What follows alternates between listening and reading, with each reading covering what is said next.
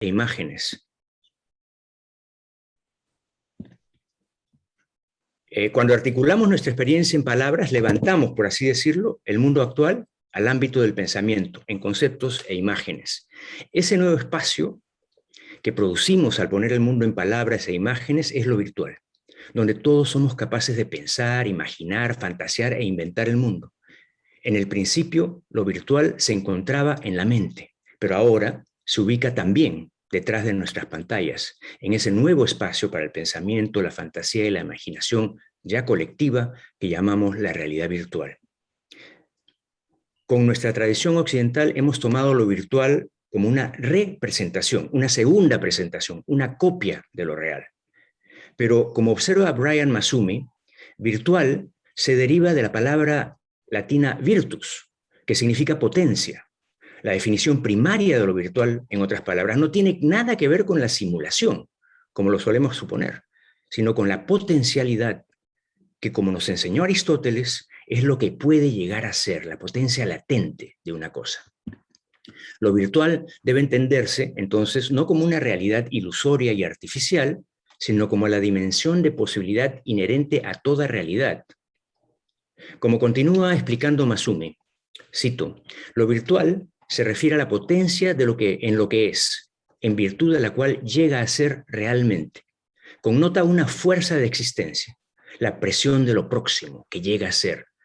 Lo virtual pertenece a la potencia del ser, presionando, pasando, aconteciendo en formas siempre nuevas, en una cabalgata de emergencias. Lo virtual es entonces esa dimensión de posibilidad que el ser humano es capaz de modular mediante su lenguaje y a través de todas las tecnologías que éste hace posibles. Desde el momento que podemos pensar el mundo, en otras palabras, de abstraerlo de su actualidad, se abren infinitas posibles modulaciones diferentes de las que ya se han actualizado. Con cada tecnología le damos forma a la fuerza emergente de lo virtual con sus infinitas posibilidades. La palabra, la escritura, la imagen fotográfica, la cinemática y finalmente la digital. Son técnicas que se nutren de lo virtual y nos hacen capaces de actualizarlo de maneras inéditas y novedosas, cada tecnología de una manera diferente. En el cambio que se produjo con la llegada de la escritura, por ejemplo, cuando la tradición oral fue sustituida por la escribal, la nueva modulación tecnológica de lo virtual cambió la topografía de la comunicación humana, pues con la escritura ya no era necesario que se produjera esta en un espacio físico compartido, por ejemplo, ni en un tiempo real. La modulación escribal, en otras palabras, dislocó el tiempo y desvaneció el espacio que vivimos en la cultura oral. El libro podía ser leído ahora en cualquier parte, por cualquiera, en cualquier parte del mundo. Dejando atrás la cercanía que precisaba lo oral y confinando al individuo a la soledad de la mente o a la biblioteca, ¿no? Ampliaba también, paradójicamente, el alcance del intercambio. Con la modulación digital se produce otro cambio topográfico. Ahora no importa dónde nos encontremos, podemos interactuar inmediatamente con el otro, restaurando en el espacio virtual, en cierta medida, la presencia inmediata del oral que se perdió con la escribalidad. Aunque claro, ahora sí, sin el concurso del cuerpo físico, sin la presencialidad. Cada nueva modulación hecha posible por la emergente tecnología confirma que las fuerzas latentes, el potencial de lo virtual, en su cabalgata de emergencias, como lo puso Massumi, siempre supera a lo tecnológico. Cada nuevo avance aporta su propia y singular modulación, reconfigura el tiempo, el espacio y la materia y desplaza la modulación que le ha precedido, pero al mismo tiempo sienta las bases para innumerables nuevos desplazamientos y transformaciones que a su vez lo desplazarán nuevamente, confirmando la inagotabilidad de lo virtual.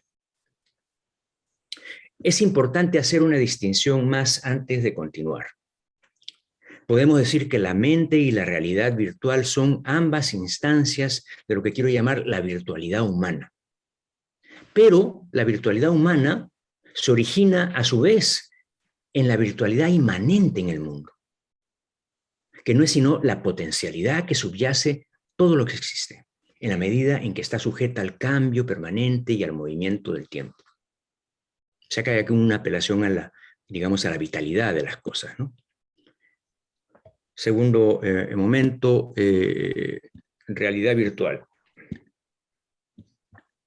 Lo virtual, en el término realidad virtual, generalmente sirve para calificar algo como secundario, falso, irreal, incluso ilusorio. Los objetos virtuales del ciberespacio, tendemos a pensar, son meras copias que solo representan o replican la realidad, pero que en sí mismas no son del todo reales. Un beso virtual, una flor virtual, un amigo virtual, por ejemplo, son menos que un beso real, una flor real o un amigo. Disparar a alguien en un videojuego no es lo mismo que dispararle a una persona. Estamos acostumbrados a calibrar la realidad de lo virtual en función de su proximidad a lo real empírico. Pero por otro lado, también tomamos lo virtual a veces no como la copia degradada de lo real, sino más bien como su upgrade, es decir, como una potenciación de lo real. En la fantasía del transhumanismo, por ejemplo, que sueña con superar la mortalidad a través de la tecnología, subyace esta creencia en que la virtualidad digital nos promete la posibilidad de dejar atrás las limitaciones de lo real para empezar a gozar un ámbito de absoluta libertad. Pero ambas posiciones, a favor y en contra, comparten la misma convicción de fondo, que lo virtual y lo real son cosas separadas, nunca serán lo mismo. Pero es precisamente ese pensamiento dualista y su posición de la separación radical de lo real y lo virtual lo que es necesario examinar. Irónicamente, nuestra vida digital hoy nos obliga a cuestionar ese dualismo seriamente. Y puede que al final veamos como totalmente errónea tanto nuestra suposición de que lo virtual es como el pez piloto sobre el tiburón meramente parasitario de lo real, como que, por el contrario, lo virtual nos ofrece un escape de las limitaciones de lo real. En todo caso, tendemos a ver lo real y lo virtual de forma dualista, como formas inmutables e inalienables, cada una separada y protegida de los efectos degradantes de la otra. Pero Gilles Deleuze propone que consideremos lo virtual como opuesto, no a lo real como solemos hacer, sino a lo actual. En sus famosas palabras, cito, lo virtual es plenamente real en la medida en que es virtual. Es real sin ser actual. Lo real no es solo lo actual, incluye también lo virtual, o más bien, este habita en su mismo centro. Esta nueva lectura de lo virtual disloca las dos posturas a favor o en contra de la realidad de lo virtual que hemos visto antes, ya que ni lo real ni lo virtual son más originarios ni más auténticos. No compiten entre sí, ni se amenazan mutuamente. No se justifica, por lo tanto, ningún dualismo. La realidad es más bien el intercambio constante y el flujo inexorable entre lo virtual y lo actual.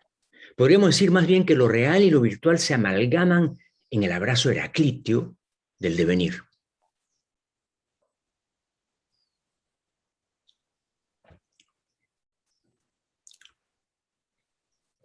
Y si lo virtual informa lo real, incluso antes de que se actualice, en otras palabras, si no hay un modelo originario que lo virtual copie, ya sea distorsionándolo o mejorándolo, entonces todo está cambiando potencialmente todo el tiempo.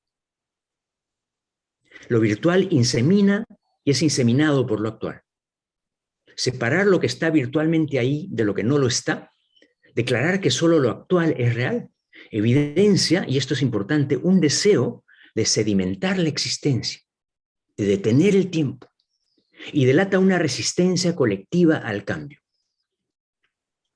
Esa resistencia caracteriza a la filosofía platónica tradicional, que por ello mismo denomina Deleuze como la imagen dogmática del pensamiento, debido a su resistencia a toda mutabilidad y diferencia, a su rigor mortis.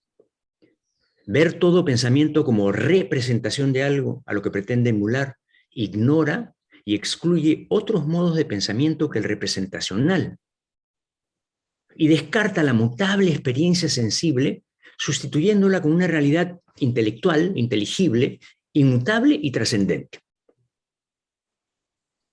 En contraste, Deleuze concibe la realidad, como hemos dicho ya, en un flujo inexorable entre lo virtual y lo actual, y su ontología no se aferra a la permanencia y a la inmutabilidad como sí lo hace la tradicional, sino que más bien se abre a un pensamiento diferente al representacional y a una ontología del movimiento temporal y su transformación continua. Podríamos decir que a una metafísica de la presencia, que es lo que reconocemos en la tradición occidental, se le opone una metafísica de la ausencia. Heráclito de Banca a Parménides. Una vez que nos liberemos de la dicotomía entre lo real y lo virtual no es sino una dimensión esencial de toda experiencia humana.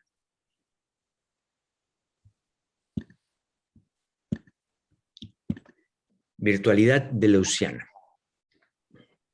Una cita aquí, un epígrafe de Wittgenstein, que lo leo de puro juego, pero si sale en la conversación, magnífico. Él escribe en sus diarios Movimientos del Pensar, los últimos en 1950 y tantos, 50, no puede ser 50 y tantos. La manera de escribir, dice, es una especie de máscara detrás de la cual se encuentra el corazón haciendo las muecas que quiere. Creo que esa imagen sirve para entender lo que viene a continuación. Mientras que el simulacro virtual platónico se concibe como mera copia del original, el simulacro virtual deleuziano no tiene ni arquetipo ni prototipo original.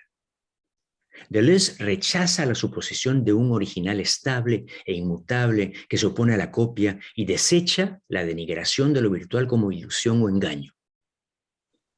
Lejos de ser uno más de lo mismo, el simulacro virtual se concibe como una producción totalmente transformadora de algo nuevo y distinto. Su objetivo es diferente al de copiar a un original y solo tiene un parecido externo y engañoso, escribe Deleuze, con un modelo putativo que oculta una diferencia esencial. Se hace posible reconcebir la relación de lo virtual y lo real más allá del pensamiento representacional de esta manera. Las imágenes del sueño nos dan ejemplos de simulacros virtuales en el sentido de Deleuze.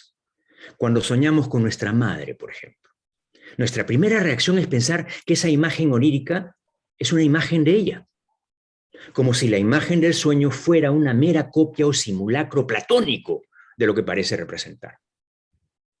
Pero si algo nos ha enseñado el psicoanálisis, es que esta apariencia externa esconde una diferencia, pues la madre en el sueño, como producto espontáneo de la imaginación, tiene una autonomía propia que rompe con su origen referencial. Como dice James Hillman, las personas con las que me relacionan los sueños no son representaciones, simulacros de sus seres vivos, ni partes de mí mismo. Son imágenes de sombra, son máscaras. Es más, son la psique profunda y subjetiva en sus apariencias personificadas.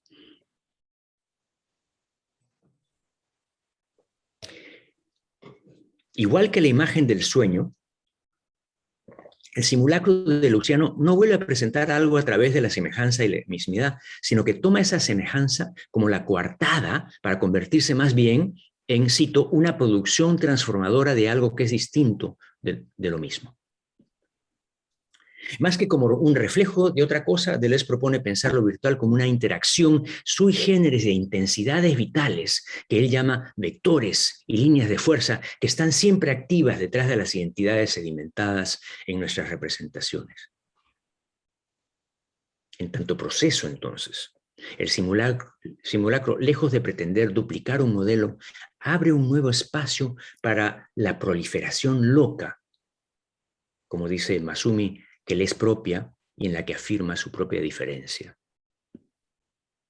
Para Platón, para quien el conocimiento solo es posible por su referencia a una identidad estable, a un modelo externo inmutable, a una mismidad, la diferencia era impensable en sí misma. Pero al rechazar el paradigma de la mismidad al que Platón y la tradición se adhieren, al aceptar el cambio y el movimiento, el simulacro deleuziano inicia el camino hacia un modo de pensar aquello que desde esa perspectiva era impensable.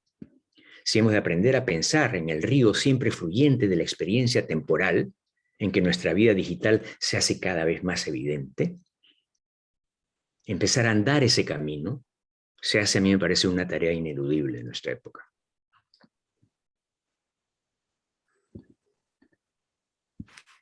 Micropercepciones. Todo es vibración, decía Einstein.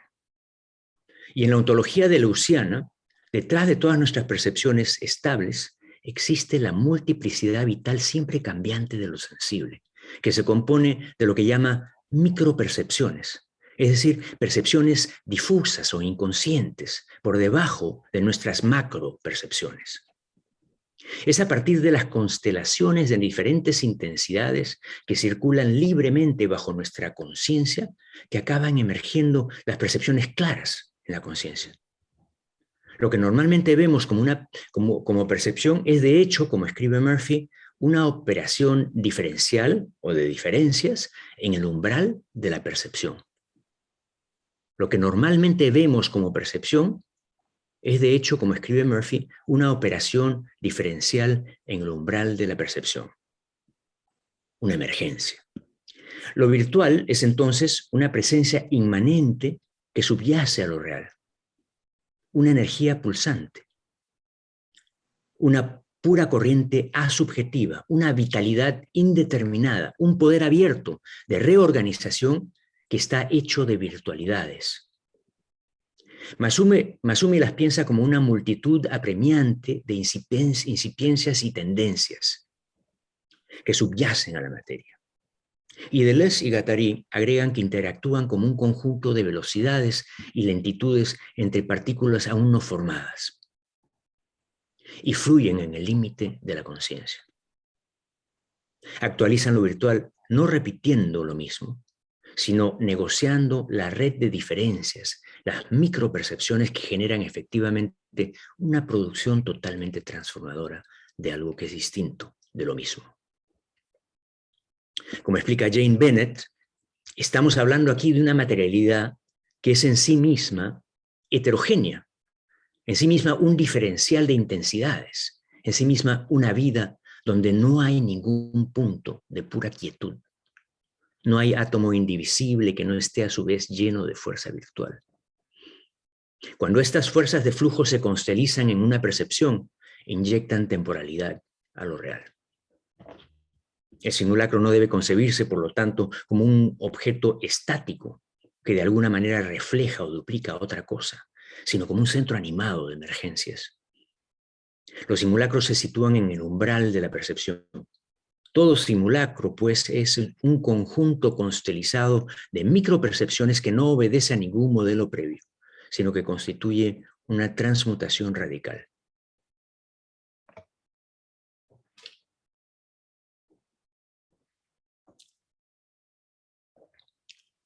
El mecanismo o proceso de esta transmutación podemos ilustrarlo con lo que ocurre en el juego entre palabras y sentidos en la siguiente estrofa de una composición del artista musical chileno Nicolas Jarre, Être. Así dice la letra: mira, es un cuerpo que flota en la tierra. No, es un cuerpo nadando en el agua. No, es la tierra misma aquí la que es un cuerpo de tierra. Es el agua misma la que es un cuerpo de agua. En este texto, las fronteras entre identidades o los territorios demarcados por conceptos definidos son deconstruidos, sometidos al movimiento entre posibles aspectos diferentes de una percepción, transformando una descripción de un objeto estático en la expresión de una constelación dinámica de fuerzas en movimiento. El efecto es más evidente en el video de la canción que quiero mostrarles en este momento. Vamos a ver si es que puedo hacerlo. Ahí está. El siguiente, este. ¿Lo ven? ¿Sí? ¿Ven el video? ¿Sí? ¿Y escuchan? Sí, sí se ve. Sí se ve. Yeah, it's a body floating into the land. No, it's a body swimming out into the water. No, it's the land itself here that's a body of land. It's the water itself that's a body.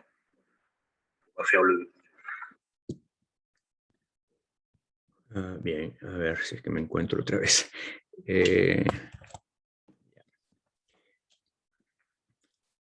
Al deconstruir los lazos entre el modelo y la copia, o al prescindir por completo de un modelo, Yar crea la experiencia en la que el simulacro está atravesado por la fluidez del tiempo. Cuando el tiempo se inyecta en algo sedimentado, se activan micropercepciones que enturbian nuestra experiencia perceptiva del mundo, haciendo que surjan nuevas zonas de percepción, que emerjan nuevos aspectos, como diría Wittgenstein. Aquí la conexión con Wittgenstein me parece que es interesante, importante para qué cosa es lo que está haciendo con ver aspectos. Esta difusión del mundo en micropercepciones y diferenciales se hace aún más evidente en el vídeo que acompaña el poema de Nicolás Yar, como ya hemos visto, ¿no? Donde uno está viendo al mismo tiempo un cuerpo, el reflejo de un cuerpo en el agua, la tierra o el reflejo de la tierra en la superficie del agua, o quizás más exactamente, donde lo que uno está viendo no es separable de la incertidumbre de estas modulaciones de la percepción. Otra ilustración se encuentra en el efecto que produce deliberadamente Laurie Anderson cuando en el siguiente video que les voy a mostrar, ella está hablando de William Burroughs. I love William Burroughs. It was his voice that got to me more than his written words. In 1981, I toured with him and we read our stories in clubs and art spaces. There were a few problems though. First, Bill really liked guns, and he didn't really like women. And before the shows, he'd go out into the parking lot for target practice.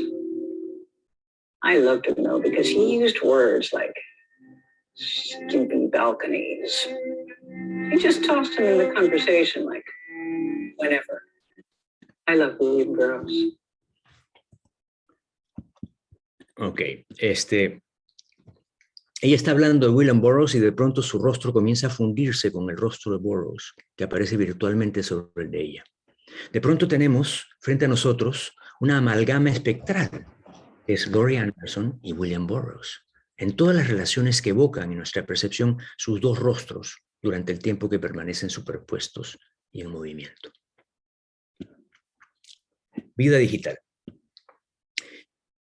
En nuestra vida digital, empezamos a percibir y a experimentar el mundo ya no tanto en términos de sustancias estables, sino de procesos. De considerar las cosas en términos de cantidades pasamos a verlas como cualidades, o como dice Deleuze, los objetos se convierten en objetiles. El objetil es decir, el objeto concebido como entidad en movimiento, como proyectil, como acontecimiento, revela el arraigo del simulacro ya no en un ámbito ideal atemporal, sino en un mundo inmanente de temporalidad en una bandada de diferenciales. El recientemente desaparecido filósofo de la tecnología Bernard Stiegler concibe la memoria también de esta manera. A principios de los años 80, Stiegler estaba en una prisión francesa por haber perpetrado un robo a un banco. Contaba que mientras se devoraba los libros de la biblioteca en la prisión repleta de las grandes obras de la filosofía del siglo XIX y XX, se enamoró de la filosofía. Pero mientras leía y releía y tomaba notas de estos textos, descubrió que su actual interpretación no era idéntica a la que había ofrecido anteriormente ni a la que recordaba. Se dio cuenta de que lo que había leído al día anterior había modificado sus recuerdos. En otras palabras, que los contenidos de la memoria no son unidades estáticas, son una bandada de diferenciales, que están siendo permanentemente tocados por lo que percibimos y experimentamos, y así se transforman en lo que son ahora, donde ahora siempre se refiere a este momento presente y su movimiento actual. En efecto, los recuerdos tampoco son objetos, sino objetiles. El simulacro del océano prospera en una lógica del devenir, poblada no por presencias plenas de cosas externas, sino por presencias fantasmales y acechanzas. Como la imagen que nos proporciona Yar, es la propia fluidez de todo lo que nos impregna de su irreductible efemeridad. Deleuze nos llama a amar el simulacro, no a denigrarlo, es decir, a aceptar nuestra permanente incertidumbre, nuestra conexión con el no ser, nuestra posición ante un abismo en el que podemos, en palabras de Stanley Cavell, cito, empezar a sentir o deberíamos sentirnos aterrorizados de que tal vez el lenguaje y la comprensión y el conocimiento descansan sobre fundamentos muy poco sólidos, una fina red sobre el abismo.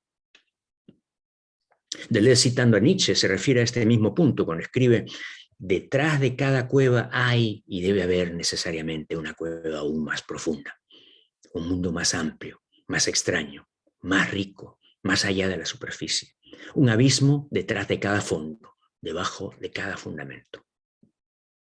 El acontecimiento es una fuerza de movimiento a lo largo de muchas dimensiones diferentes e imperceptibles.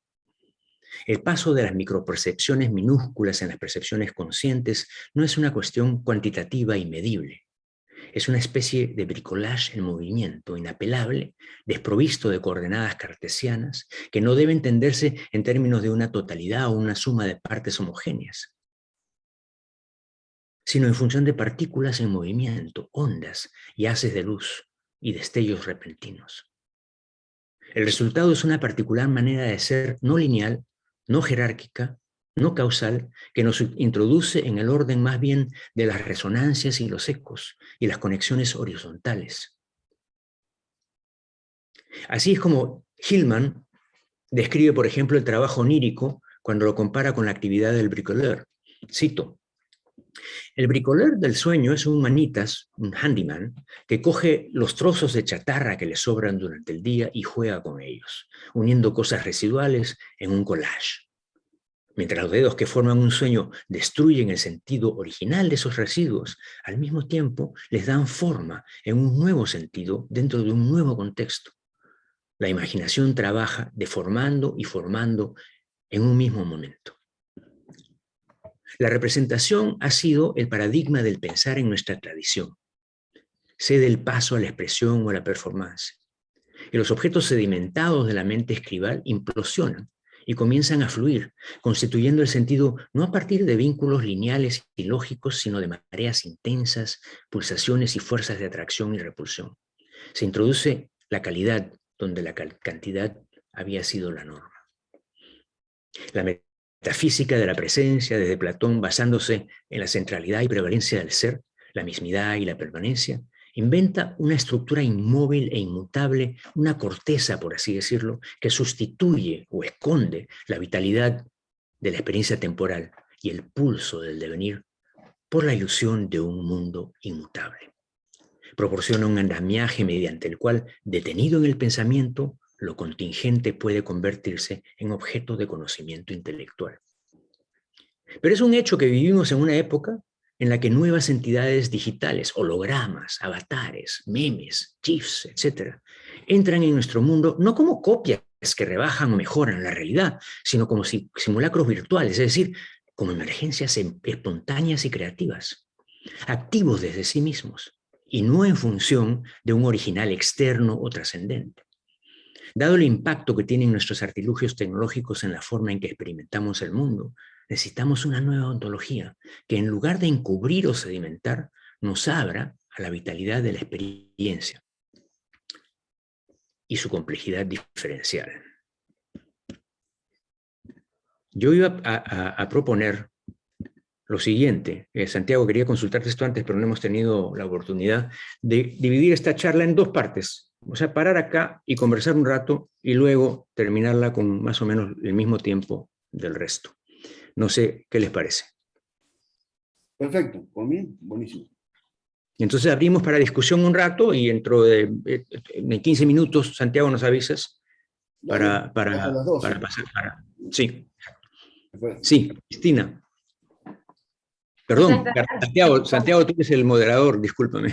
No, está bien, está bien. Quítale la palabra porque si no él siempre habla primero. Es verdad. Víctor, que por hoy le gano yo. ¿Querés dejar de compartir así no charlamos o querés así como quieras? ¿Cómo? Si dejo de compartir, claro, perdón, discúlpame, ya, ok. Perfecto. Bueno, muchas gracias, Víctor. Lo que vas diciendo hasta acá me encanta y coincido mucho con tu mirada. En realidad no es una pregunta, sino un comentario para ver si están de acuerdo. Yo siento que esta exposición es como que nos permite mostrar que se puede pensar de otra manera, porque siento como que este dualismo que vos estás de alguna manera poniendo en cuestión es una visión simplificada en la realidad y que tiene un atractivo, estoy pensando wittgensteinianamente, ¿no? En que esas trampas del lenguaje nos llevan a caer. Y entonces me parece que pensar esa oposición, lo real opuesto a lo virtual, nos da como una cierta tranquilidad en esa oposición, y justamente esta clase de propuestas nos permiten ver que las relaciones son mucho más complejas y abrir otras posibilidades, ¿no? Entonces, me ha parecido como muy originales varios de los conceptos. Yo también ando dando vueltas por temas así de las oposiciones entre lo real y lo ficticio, y bueno, me parece que abre mucho. Y creo que lo que vos decís es así, como esta mirada wittgensteiniana de poder ver otros aspectos, y este aspecto me parece que nos abre una mirada más rica. Creo que es como un sesgo del pensar, ¿no? Esto de inmediatamente tratar de clasificar, oponer, y ahí Deleuze me parece que también está muy cerca de Nietzsche con esta posibilidad de pensar lo contingente. Sí, sí, bueno, estoy de acuerdo con todo lo que has dicho. Déjame dar un par de comentarios. Primero, me parece que esta necesidad de superar el dualismo no es otra cosa que una necesidad de alguna manera encontrar una posición que no necesariamente tenga que resolver, o sea, que sea capaz de soportar la paradoja de la contradicción, que en realidad es una habilidad que tenemos que desarrollar en la vida, o sea, para nuestro diario vivir, ¿no? O sea, nada es perfectamente lógico, todo es más, todo es ilógico, ¿no? Entonces, pensando en la situación política, para poder tener un diálogo, tiene que haber la capacidad, ¿no? De asumir ambas posiciones como partes de una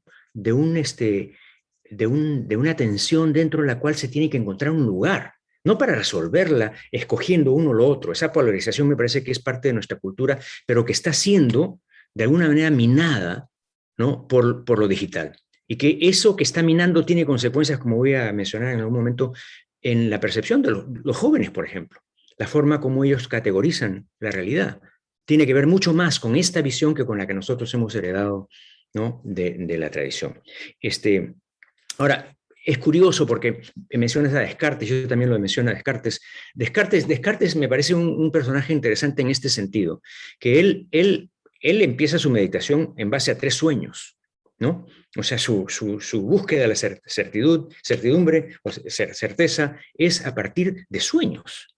Y yo pienso que una de las cosas que el superar este dualismo permite es concebir la diferencia entre el sueño y la realidad como algo ilusorio. O sea, en cierto sentido, cada uno de nosotros vive su propio sueño. Y hay diferentes niveles de sueño, de subjetividad y privacidad del sueño y de publicidad del sueño. Yo pienso que cada tecnología está siendo mucho más capaz al ser humano de exteriorizar de manera más compleja los sueños que conforman su realidad, sus percepciones, ¿no? Porque ahora podemos no solamente decirlo en palabras, ahora podemos actuarlo, podemos usar memes, o sea, hay formas de llegar, ¿no? Más allá del intelecto. Y entonces yo pienso que eso justamente tiene que ver con lo último que dijiste, ese sesgo del intelecto que siempre busca, ahora voy a hablar de eso, lo llamo el impulso pigmaliónico, ¿no es cierto? Esta necesidad que tiene el intelecto, ¿no? De separar para poder controlar. Y a mí me parece que eso pues justamente lo que se está perdiendo. Y eso explica en cierto sentido el conflicto tan enorme que hay y la brecha, ¿no? Abismal que está cada vez más evidente entre las generaciones digitales y las predigitales, ¿no? Yo, en el mismo sentido, o sea, me preguntaba esto. Una cuestión es como la entropía, si quieres, digamos. ¿Sí? O sea, ¿por qué? Porque tenemos, me parece también, pienso, una virtualidad, en el sentido desvirtuada. O sea, en realidad la virtualidad digamos, lo como he experimentado ayer, Facebook, etc., es una virtualidad desvirtuada. O sea, es la mercantilización de todo eso, digamos, de alguna manera los sueños se han convertido también en mercancía. Entonces, pensaba que por ahí también está esta cuestión de más allá del principio de placer, hay una especie de goce de destrucción, digo, pensando en toda esa ontología vibratoria, pero también está esta idea de que, sí, creo que, no sé si Lynch decía, virtual o real o ilusoriamente tenemos todo. Bueno, pero también tenemos nada, ¿no? Entonces mi pregunta era sobre eso, o sea, la degradación de todo eso que vos planteas tan bien y lindo y esa recuperación del intercambio ya sin cuerpo, pero con otra idea y ya con otro, de otra forma, pero cómo es el regreso también puede ser un regreso falso a la interacción, ya no es un regreso hacia el otro, ya no hay un regreso hacia el otro. No hay, digo, pensando en esta cosa de Lesiana o de Derrida, de la cuestión esta de la escritura, ¿verdad? Pero cuando vuelve de la escritura, pasa de vuelta a la interacción, como vos decís, sin cuerpo y capaz que sin otro, ¿no? Eso es una...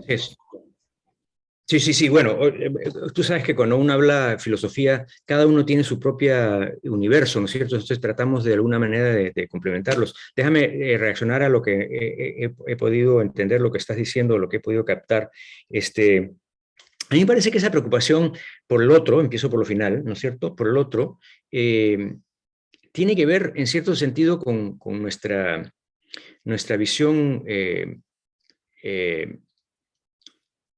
¿Qué iba a decir? Tiene que ver con nuestra concepción del mundo como construido por sustancias permanentes. O sea, mi identidad soy yo. Una de las cosas que la digitalidad está haciendo es desconstruyendo eso. Ya cada uno de nosotros tiene muchas personalidades, cada una en un ámbito distinto que no están interrelacionadas para los demás, como siempre ha sido.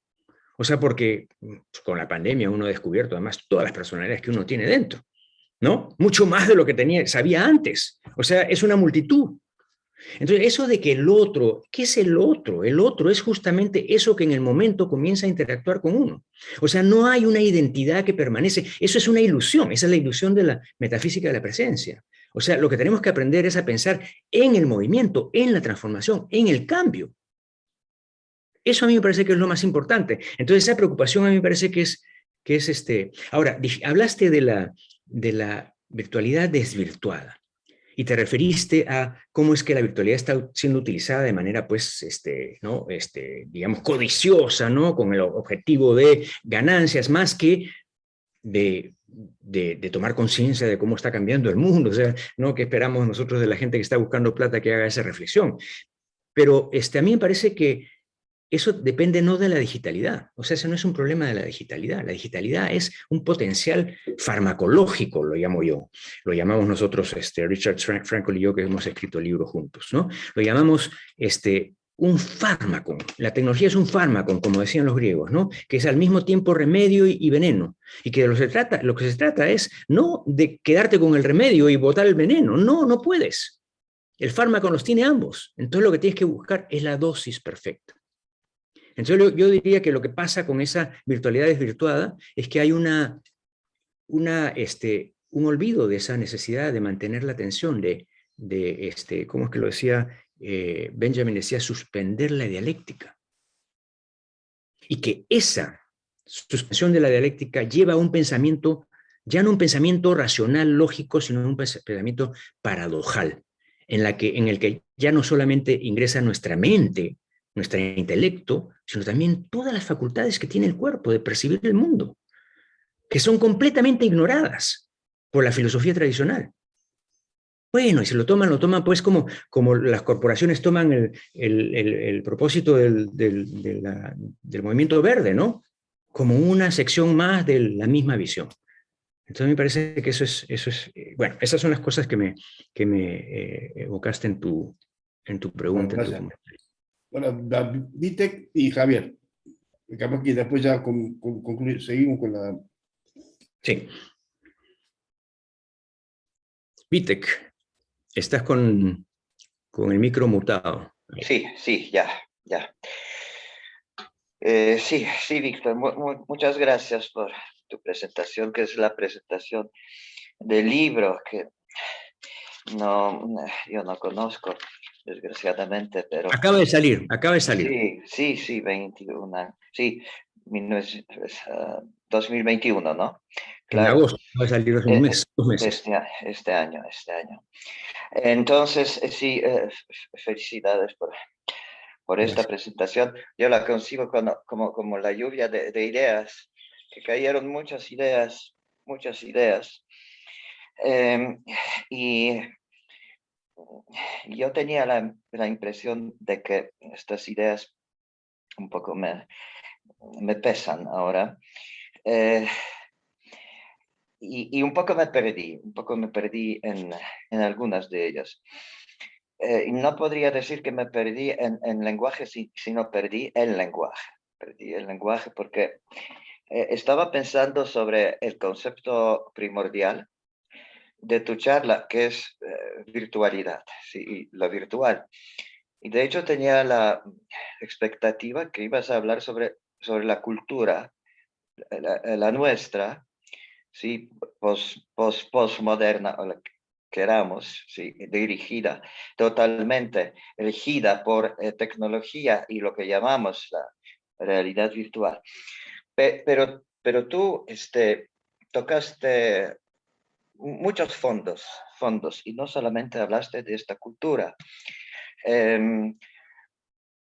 Hablaste, por ejemplo, sobre el origen del lenguaje, ¿sí? Entonces, utilizabas la palabra virtual en tantos contextos y en tantas acepciones que yo un poco me perdí. Entonces, lo virtual como lo opuesto a lo real, lo virtual como opuesto a lo presencial, lo como opuesto a lo actual, si luego dijiste, lo virtual como opuesto a lo no lingüístico, no verbal, ¿sí? Porque dijiste que la virtualidad se crea con el surgimiento del lenguaje. Entonces yo sentí que habían tantas acepciones de lo virtual que yo me perdí un poco en lo que es virtual. Y además tuve la otra impresión de que cuando dices que lo virtual es lo opuesto a lo real, ¿sí? Tratas, así es tu intención, de hacernos comprensible la palabra virtual, ¿sí? Que no comprendemos muy bien, remitiendo a la palabra que comprendemos mejor, que es lo real, ¿sí? Y sin embargo, yo tengo muchas dudas acerca de esto, porque si dices que lo virtual es lo opuesto a lo real, quiere decir que lo real es lo opuesto a lo virtual. Entonces, ¿qué es lo que entendemos aquí y qué es lo que no entendemos aquí? Pero eso es un poco más general, Yo Pero solamente, déjame por favor interpolar acá, porque no he dicho eso, no he dicho es más bien lo que estoy tratando de mostrar es que lo virtual no es lo opuesto a lo real, que es un componente, es más el componente central, el corazón de lo real. Sí, ¿no? ok. Yo no quiero perderme más. Solamente quisiera hacerte una pregunta bastante concreta. Partiendo de Wittgenstein, ¿sí? Cuando tenemos problemas con las palabras, con el lenguaje en general, partiendo de Wittgenstein podemos dividir todos los términos o palabras, si quieres, en tres grandes tipos o clases. La primera clase son las palabras que vienen del lenguaje natural, ¿sí? como rojo, como amistad, ¿sí? como olla. Nos entendemos estas palabras si usamos el lenguaje natural. La segunda clase son las palabras que podemos llamar técnicas, ¿sí? Que son fácilmente traducibles a las palabras del lenguaje natural. ¿Sí? Por ejemplo, hidrofobia. ¿Sí? Suena una palabra fea, pero la podemos traducir a la palabra del lenguaje natural, es el miedo al agua, ¿no? El temor al agua. Y aparte de estas clases, está la tercera, que es la clase de palabras teóricas. En el párrafo 89 de Investigaciones Filosóficas, Wittgenstein pregunta, ¿quid est ergo tempus? ¿Sí? ¿Qué es entonces el tiempo? ¿Sí? Y luego sigue. pregunta así, entonces, si tú no me preguntas por la explicación, yo lo sé. Y si quieres que te dé una explicación, yo no sé qué es el tiempo. ¿Sí? Y luego dice, pero esto no se puede decir sobre el peso propio del hidrógeno. ¿Sí? Entonces hace esta distinción ahí.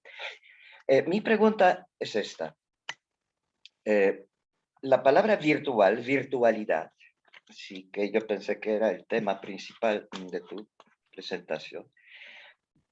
¿A qué clase pertenece ahora? O en tu libro. Si es una palabra de lenguaje natural, si es la palabra técnica o es la palabra teórica. Porque dependiendo de esto, podremos ahora encaminar nuestra investigación y análisis. Bueno, muchas gracias por tu pregunta, por tu comentario, Wittek. Sí, yo quiero simplemente empezar por digamos que hay una diferencia de base en nuestra concepción de lo que Wittgenstein concibe como lenguaje. O sea, a mí me parece que es contrario al espíritu de Wittgenstein el crear categorías a las que cada palabra tiene que ir. Porque entonces, ¿de dónde sacaríamos nosotros ese criterio, sino del lenguaje ordinario, donde las palabras adquieren su lugar y su sentido en función del contexto en el cual aparecen, en la forma de vida que la sustenta? Entonces, a mí, cuando tú dices que he hablado de lo virtual desde muchas perspectivas, efectivamente, desde diferentes. ¿Por qué? Porque pienso como Wittgenstein que para poder iluminar un tema tenemos que mirarlo desde diferentes perspectivas. Y eso puede ser muy confuso. Las investigaciones filosóficas son muy confusas, para empezar. Por eso mismo, ¿no? Porque ¿qué cosa es lo que está tratando de hacer Wittgenstein ahí? Está tratando de traer, como él mismo dice, conducir las palabras de su uso filosófico, metafísico, ¿no?, a su uso ordinario, porque es a partir del uso ordinario es que podemos empezar a entender cuándo hablamos y cuándo estamos tratando de evitar decir lo que queremos decir, etcétera, etcétera. Entonces, en ese sentido, me parece a mí que es importante, y eso define el método que uso para hablar de esto, que obviamente a ti te parece que es más confuso que útil, pero yo pienso que, y tienes toda la razón, desde tu perspectiva, puedo ver cómo es que esto puede ser un enredo, pues, o sea que en vez de aclarar me estás confundiendo. Cuando el propósito no es aclararte acerca de lo que quiere decir la virtualidad, justamente eso es lo que estamos tratando de ver, que la virtualidad ha sido entendida de una manera, pero su origen, el origen de donde podemos nosotros, que es el origen, el uso de la palabra original, ¿no?, la potencia, ¿no es cierto?, que ese uso de la palabra nos puede ayudar, como toda etimología, a comprender de dónde sale esa palabra dentro del lenguaje ordinario. No, o sea, yo no diría que, o sea, virtus puede ser una palabra técnica, puede ser una palabra teórica y puede ser una palabra ordinaria. Depende de cómo la uses, en qué contexto. O sea, no hay categorías fijas. Esa es una de las cosas que me parece esenciales que yo he aprendido de Wittgenstein, que todo tiene, y por eso mismo, ver aspectos es una forma de poder aprender a mirar el mundo, a entender las palabras, en función no de los sentidos ya sedimentados que tienen, sino al contrario, siempre viendo, tratando de ver otros quiebres, otras formas de acceder a ellas, ¿no?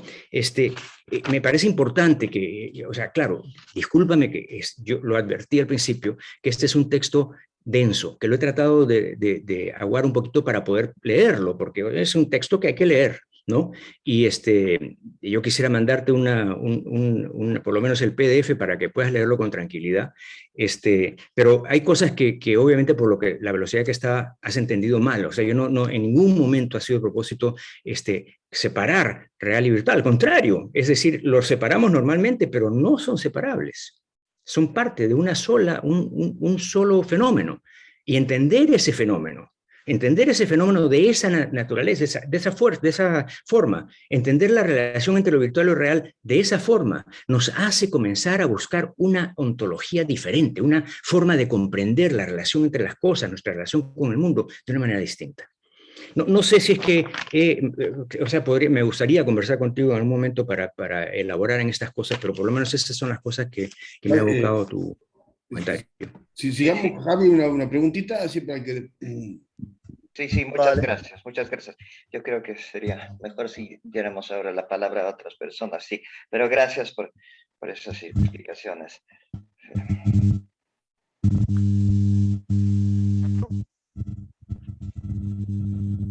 Javier, de exteriores.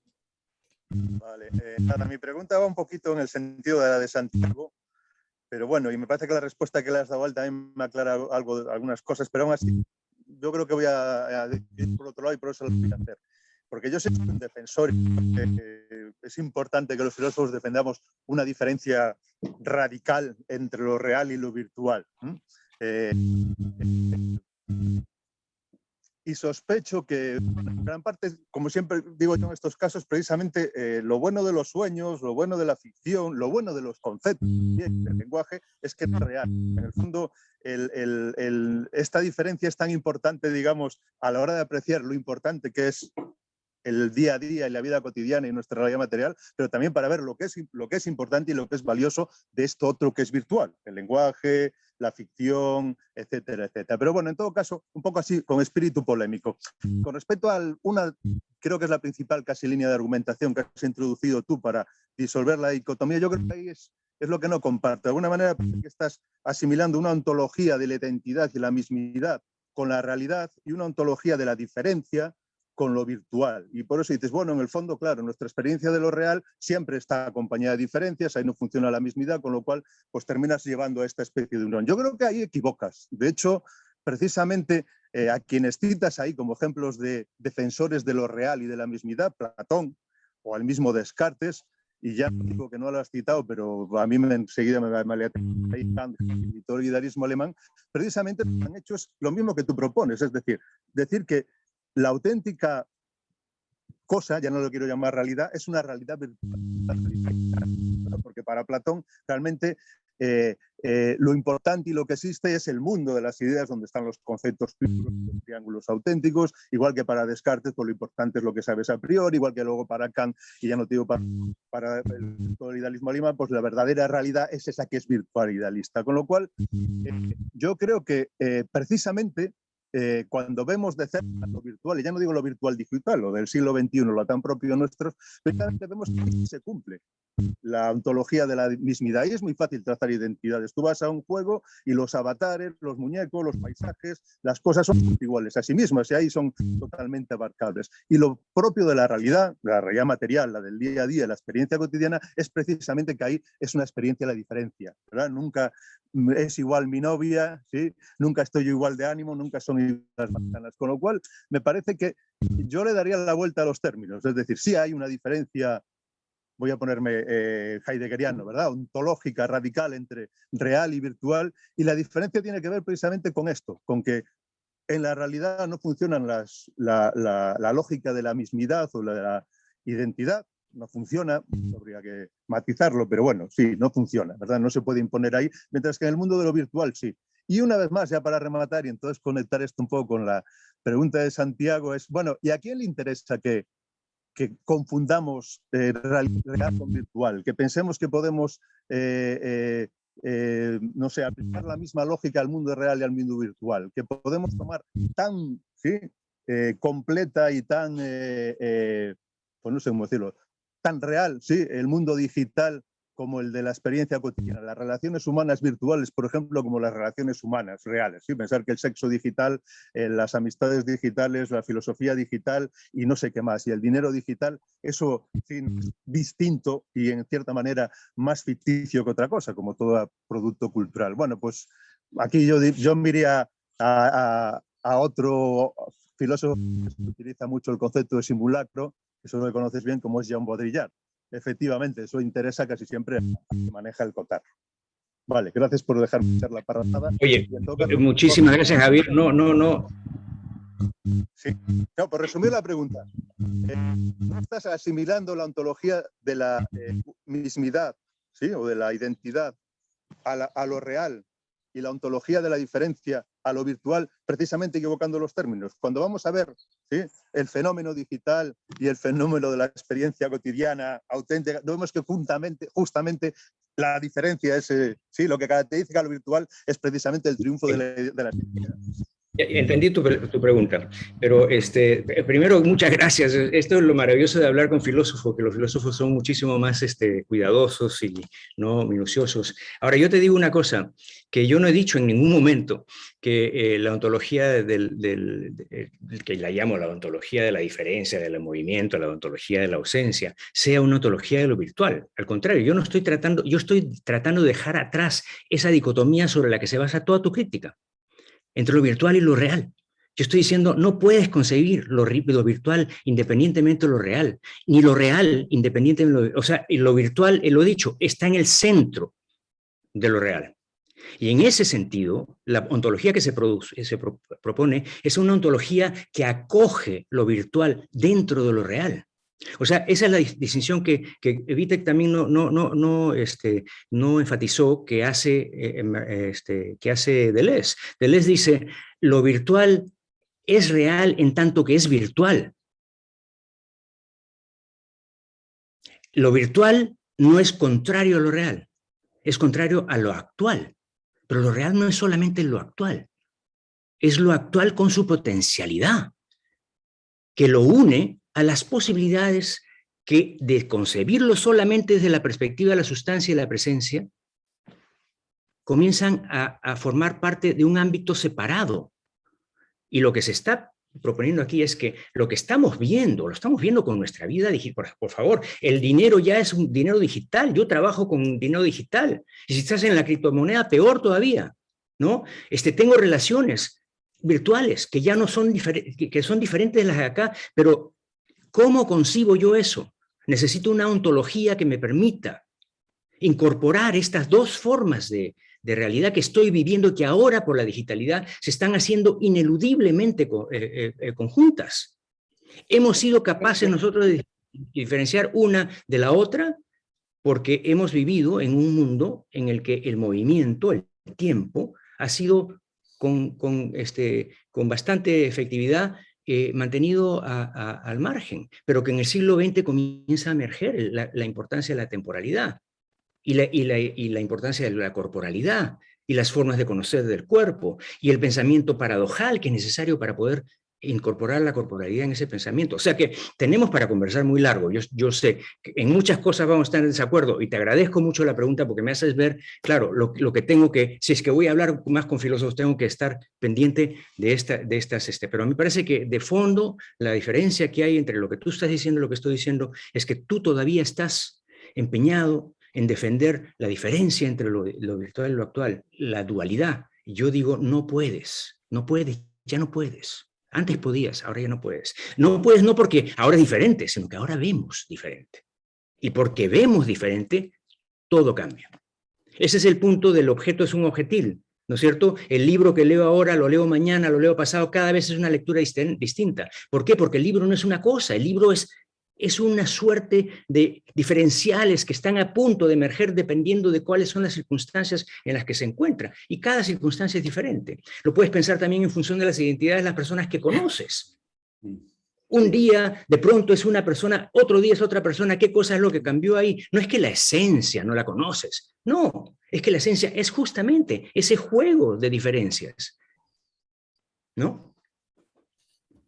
Bueno, pero sigo leyendo. Para que podamos. Sigo leyendo para que podamos, claro, para que podamos completar esto. Tenemos bien. De dónde atacarte, ya tengo marcado, creo ya tienes marcado vos el flanco donde como hay todo. Bueno, pero ya como ya está escrito, estoy igual susceptible a cualquier ataque similar. Ok, ya me voy a ubicar acá otra vez. Entonces estamos en la pausa, muy bien, y ahora empezamos acá. Ok. Se me secó la garganta. Muy bien. Déjenme verlos a ustedes. Ya. La forma de pensar que se empieza a generar ya no está impulsada por una necesidad racional de totalidad, sino por impresiones y atracciones afectivas cargadas interiormente en tensión dinámica. Acá hay que pensar solamente en la posverdad, para un ejemplo, por ejemplo, de lo que está pasando. Esas fuerzas animadas son las responsables de inyectarle vitalidad a la conciencia.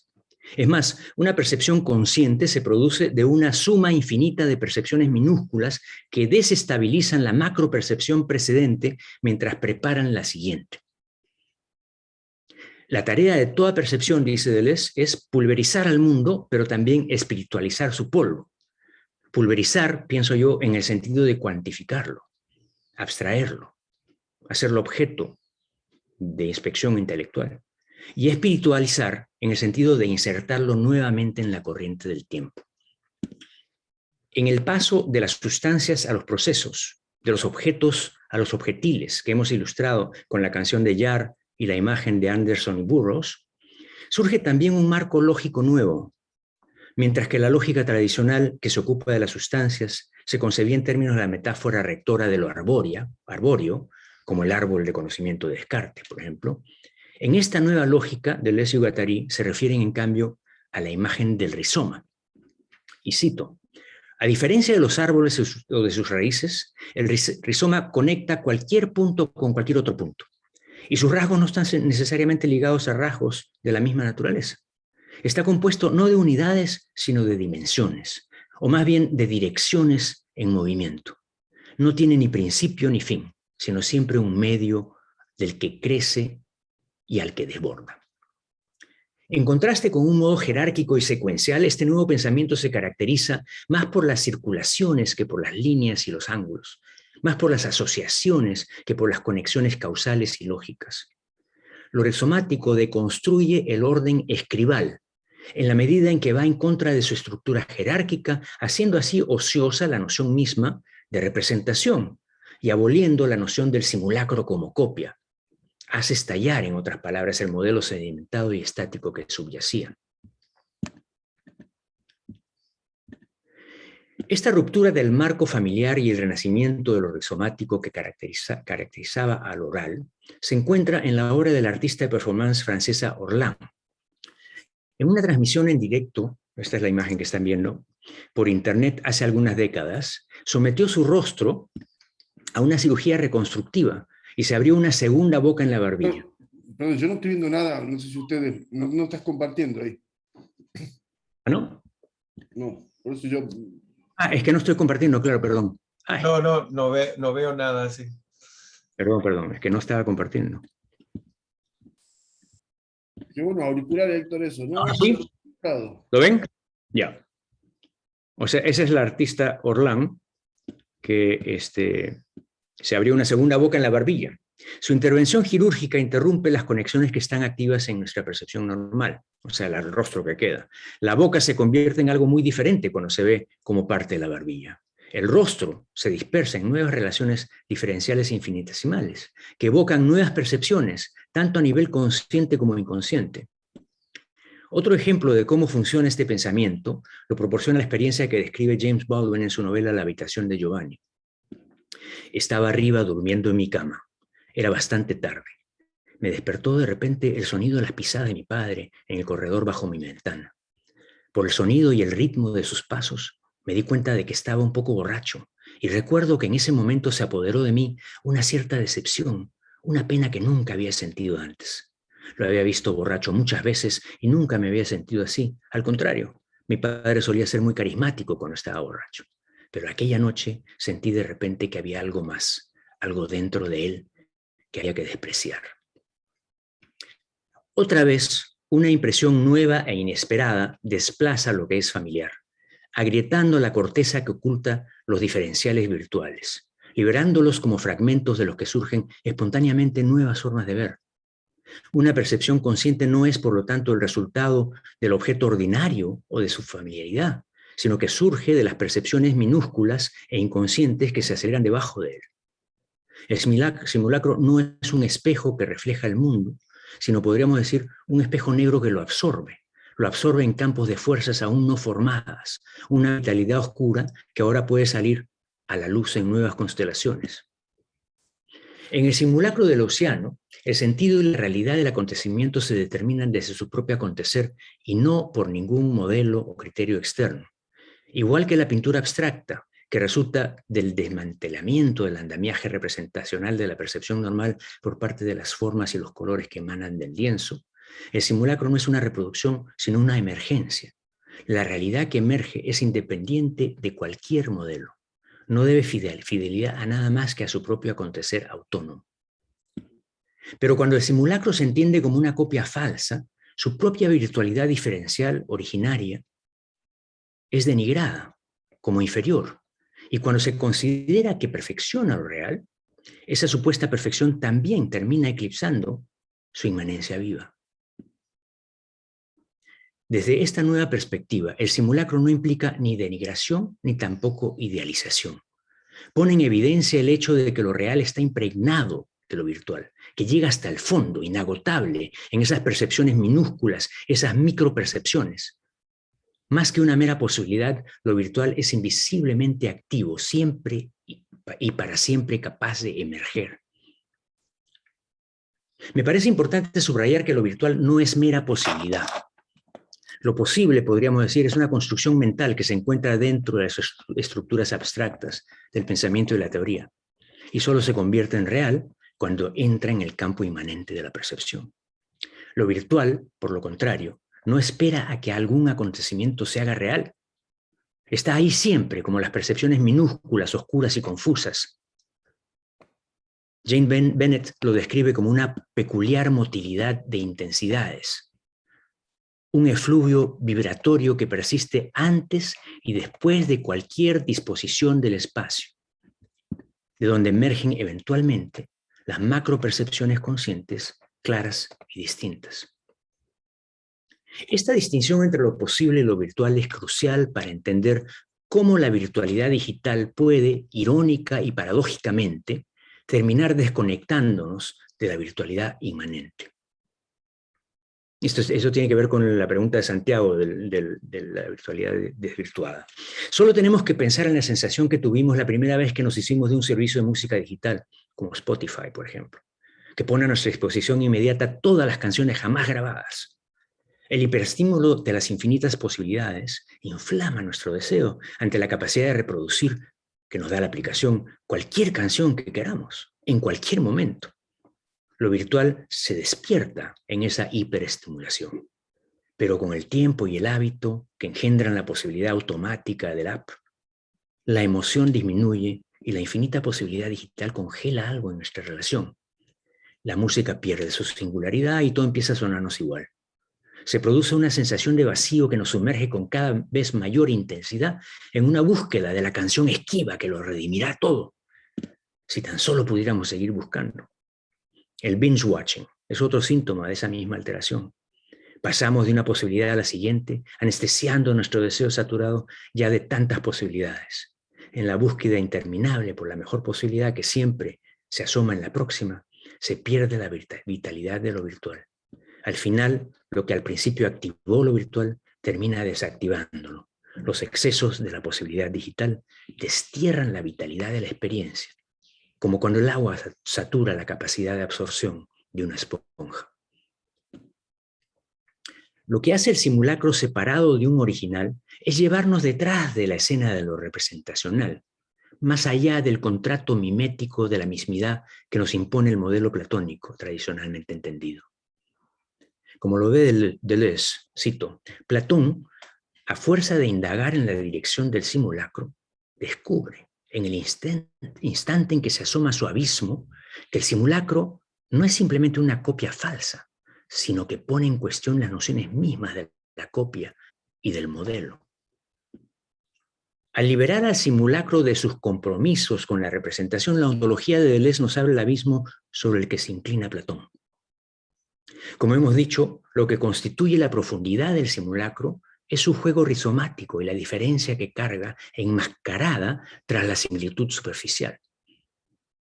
En palabras de Deleuze, pensemos en el sueño, ¿no? El sueño de la madre, como no es la madre, sino es... El simulacro contiene un poder positivo, establece un mundo de distribuciones nómadas y anarquía consagrada. Lejos de ser un fundamento nuevo, engulle todos los fundamentos. Asegura un colapso universal, pero como un acontecimiento positivo y gozoso, como una refundación. Mientras que una copia se limita a representar su modelo, el simulacro deleuziano genera a cambio en cambio, diferentes circuitos de conexiones y asociaciones que rompen la rigidez de la representación y nos abren a un mundo vitalizado por esta nueva apertura. La modulación de modulaciones. En la era digital despertamos a una nueva ecología de lo virtual, donde lo actual no solo está permanentemente abierto, sino que es inseparable de él. El simulacro del océano no es una mímesis, sino una modulación. Libera la experiencia del mundo de la expectativa paralizante de la estabilidad al sumergirla en el tiempo. Como señala Murphy, no es que la virtualidad en sí se haya incrementado con lo digital, sino que nuestra capacidad de modularla ha aumentado de forma espectacular. Con cada nuevo avance tecnológico, cito, la modulación ya no es un filtro para un mundo estable, sino que se aplica a la propia modulación, de modo que todo queda recogido dentro de esta modulación de la modulación. Podemos tamizar, acelerar o ralentizar, intensificar o bloquear diferentes dimensiones de lo real, regulando las múltiples formas en que el mundo está abierto a nosotros, ontológica, perceptiva y afectivamente. Lo virtual no es otra cosa que la permeabilidad de lo real a estas modulaciones. Lo digital proporciona las herramientas para modular esa permeabilidad, en formas que por primera vez en la historia ponen al ser humano totalmente al mando. Ahora bien, podemos entender la historia de lo virtual como una historia de sucesivas modulaciones por medio de la tecnología. La articulación oral de lo virtual, podríamos decir, constituye su primera modulación, haciendo compatible la experiencia privada en nuestra interacción verbal. La palabra escrita modula esa modulación, extendiendo el ámbito público más allá de su contexto vital real, atravesando el espacio y el tiempo. Lo virtual se modula aún más con la imagen en movimiento del cine, que insufla el tiempo en el espacio virtual. El flujo de la experiencia real se vuelve compartible, no solo su modulación puntual o fotográfica, sino también la dimensión sensible que antes estaba suspendida. Lo digital modula esas modulaciones del virtual no solo mediante nuevas representaciones, sino mediante la creación de un nuevo espacio público virtual donde, a diferencia del espacio de la imagen en movimiento, se vuelve interactivo e independiente de nuestra ubicación física. De hecho, no solo duplica o representa, sino que comienza a fundirse con la experiencia física. Comenzamos a habitar juntos una situación espacial y temporal común, distinta de la que estamos ocupando físicamente. Estas nuevas modulaciones hacen aflorar dimensiones de lo virtual que habían permanecido por debajo del umbral de la percepción consciente. En la medida en que ahora podemos extraer e independizar el tiempo de la temporalidad personal y subjetiva, también somos capaces de modularlo, acelerar, desacelerar y detenerlo, reconstituyendo la experiencia al reconstruir virtualmente su orden original, fusionando diferentes temporalidades con nuestra propia experiencia del tiempo. Al reproducir a cámara lenta la captura de cuando pelamos una naranja, por ejemplo, la presión de nuestros dedos contra la cáscara se evoca en la experiencia de las imágenes de la pantalla, donde la conjunción de nuestra memoria corporal y la transmisión audiovisual desvela aspectos de nuestra experiencia subjetiva que suelen pasar desapercibidos. La velocidad de la fruta, los movimientos precisos de nuestros dedos en interacción con la naranja, etc.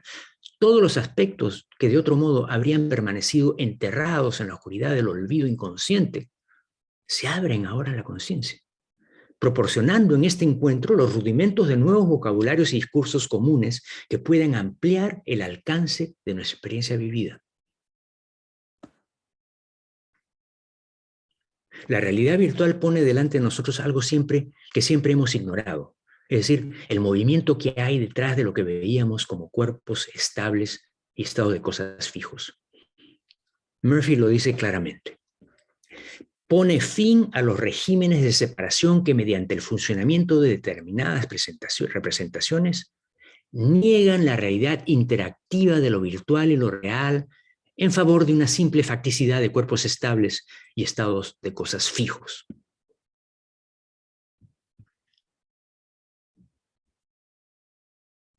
Como consecuencia, ahora podemos empezar a ver el mundo más allá de las percepciones segmentadas que habían constituido nuestro mundo familiar predigital. y afectarlo a propósito modulando lo virtual que antes había permanecido inconsciente. Al instituir un nuevo ámbito público interactivo más allá de los límites del espacio y el tiempo ordinarios, nuevos modos de experiencia intersubjetiva entran en nuestra vida social con el mundo digital. Las relaciones humanas se desvinculan de sus coordenadas espaciotemporales ordinarias y cotidianas, de modo que el tipo de cosas que decimos, las formas que hablan con los demás, las formas de hablar con los demás y los vínculos que establecemos se transforman. Aprendemos a combinar e integrar o separar y distinguir diferentes aspectos de nuestra vida. Con esas capturas efectuamos otras modulaciones que abren espacios de relación en los que empezamos a vivir más allá de la vida empírica. La esposa comprometida, por ejemplo, puede estar en contacto a través del Facebook con su primer novio del colegio. Puede hacer contacto, juego, reminiscencias activas, etc. Y sin embargo, como se mantienen en el espacio virtual, no amenaza necesariamente la relación real de la esposa con su marido. La experiencia de tensión y conflicto intolerable que produce un encuentro empírico en la vida real puede ser silenciada o disuelta a través de la modulación digital, a través de conversaciones de Zoom o vida de Instagram, y así transformar o complementar totalmente la relación empírica.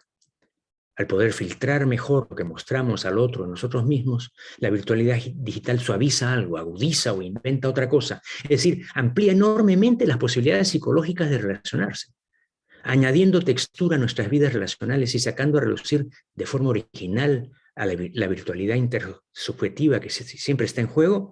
La puesta en escena virtual ofrece un nuevo medio para contener las tensiones inherentes, endémicas a las relaciones humanas. Liberado de la localidad espacio-temporal, nuestro paradero se vuelve irrelevante, por lo que lo virtual puede complementar el contexto real presente, nuestra vida cotidiana, con posibles conexiones inesperadas. En ese espacio etéreo de la virtualidad se entrecruzan muchas dimensiones diferentes de experiencia y temporalidades, creando potencialmente constelaciones que escapan a la secuencia exclusiva de identidades fijas o significados lógicos. Así, a partir de lo que vemos y leemos sobre la gente en las redes sociales, construimos identidades que ya no corresponden con el tiempo y el espacio reales en los que vive cada persona, revelando posibilidades de relación inexistentes en nuestra forma de interacción física. ¿Cuántas veces nos enteramos de actividades de alguien que pertenecen al pasado en la pantalla virtual? Y sin embargo, ignoramos esa limitación temporal, tratándola como si estuviera ocurriendo ahora, sin ninguna consecuencia real. Los momentos pasados pueden entrelazarse con el presente de forma diferente a como lo hacen en la realidad. Por ejemplo, alguien puede comentar un viaje que hicimos el año pasado, como si fuera un acontecimiento reciente, sin que lo corrijamos, sino que simplemente tomemos esas dislocaciones en el tiempo como nuevas rutas de experiencia compartida, secuencias históricas alternativas, temas y discursos nuevos o inesperados que cambian y diversifican nuestra experiencia original, aparecen. La virtualidad del espacio en el que nos relacionamos hace que cualquier discrepancia con el hecho real sea irrelevante para la dinámica de la relación y por el contrario, mina esas discrepancias para significados y relaciones inesperadas. La ahistoricidad de los acontecimientos en el mundo virtual crea realidades alternativas en las que somos libres de participar y darles forma como secuencias en una mezcla lúdica de actualidad y virtualidad que al final puede tener consecuencias reales. Cuando Facebook te devuelve las imágenes del aniversario de un acontecimiento, por ejemplo, publicándolos en tu muro, las historias se reviven fuera de sus contextos temporales reales, se reexperimentan virtualmente, con los estragos históricos causados por ese silenciamiento del tiempo cronológico y la experiencia en la digitalidad y la entrega constante de imágenes automáticas, atemporales, de los medios digitales, nuestros recuerdos se estratifican y se superponen de formas imprevistas. Nuestros nuevos aparatos digitales nos permiten, por tanto, como dice Murphy, cito, cambiar los engranajes en los umbrales de percepción, la operación y la expresión con más fuerza que nunca. Lo digital virtual ofrece, más allá de la interacción social, una nueva forma de modular el juego entre la fantasía y la realidad, proporcionando así nuevos espacios para la expresión y las aspiraciones del yo. En la segunda temporada de la comedia HBO Crashing, encontramos una divertida ilustración de esto. El protagonista, interpretado por Peter Holmes, que ha estado viviendo en un garaje de su amigo. En una escena particular está sentado en un sofá con su laptop en el regazo, preparándose para masturbarse. Escribe la palabra boobs, tetas, en Google Images y obtiene una pantalla llena de fotos de mujeres con vestidos ajustados mostrando su escote. No satisfecho, lo vemos quitar el filtro de Google que había puesto en alto para filtrar el material explícitamente sexual, y ahora obtiene una serie de imágenes pornográficas muy lujuriosas de pechos, así como de vaginas y penes, y de personas participando en actos sexuales. Como esto le parece demasiado, vuelve a cambiar el filtro a medio, y ahora aparece de repente en su pantalla una nueva serie de imágenes de pechos de mujer que se ajustan perfectamente a lo que quiere. Mientras este personaje descubre con éxito el nivel exacto de obscenidad que necesita para satisfacer sus impulsos onanistas, asistimos a la modulación de las modulaciones en acción. Y termino entonces con la coda. Detrás de la similitud superficial del simulacro de Luciano, hemos dicho, se esconde una diferencia enmascarada que constituye su poder creativo. Esto se hace evidente cuando construimos un yo a partir de las representaciones de la huella digital de alguien en el mundo virtual, pues la profundidad de esa construcción se basa en las diferencias que tales vibraciones, libres de su dependencia en un modelo real y fijo, son capaces de descubrir, y no en la supuesta identidad del sujeto. Desde la perspectiva del yo convencional, lo que aquí parecería ser fragmentado, nos permite en cambio ver un aspecto de esa persona que antes no se veía. Al no estar ya supeditada a la persona que conocemos, aunque sigue conectada a ella, esta nueva identidad adquiere una validez que depende de la intensidad o la expresividad de lo que emerge virtualmente. De ese modo se eliminan las limitaciones de la verdad objetiva, al igual que las narraciones de ficción, orales, escritas, fotografiadas, filmadas. Wittgenstein y Benjamin en la filosofía, Julio Cortázar y James Joyce en la literatura, por poner algunos ejemplos, experimentaban con el texto de maneras que anticipaban las posibilidades que ahora se abren con la digitalidad. Jugando con la temporalidad, deshaciendo los supuestos de desarrollo lineal sobre cómo se desarrolla una vida individual, construimos identidades diferentes y una vida individual, construimos identidades diferentes y divergentes. Aunque fragmentadas y parciales, habrá una multiplicidad de cualidades atribuidas a una persona y reconocibles más allá de su supuesta identidad real. No representarán nada esencial, pero más significativas, asociativas, intuitivas, se convierten en contenedores de potencialidades antes inoperantes, ahora actualizadas en la vitalidad de lo digital. Es desde esta nueva mentalidad que empiezan a surgir los reclamos y reivindicaciones de género, por ejemplo, incluso lo que se llama ahora su fluidez. Rompiendo umbrales, introduciendo similitudes suprasensibles, relaciones internas entre las cosas, el flujo inexorable entre lo actual y lo virtual despierta en nosotros una nueva sensibilidad por la que podemos empezar a construir una realidad más ajustada a un abanico de diferencias que no existía antes del advenimiento del mundo virtual. Más allá de enriquecer nuestra experiencia al ofrecernos la posibilidad de nuevas conexiones, lo digital se nutre de una espontaneidad que puede surgir la loca proliferación, como lo decía Masumi, más allá de las limitaciones de una realidad ya establecida.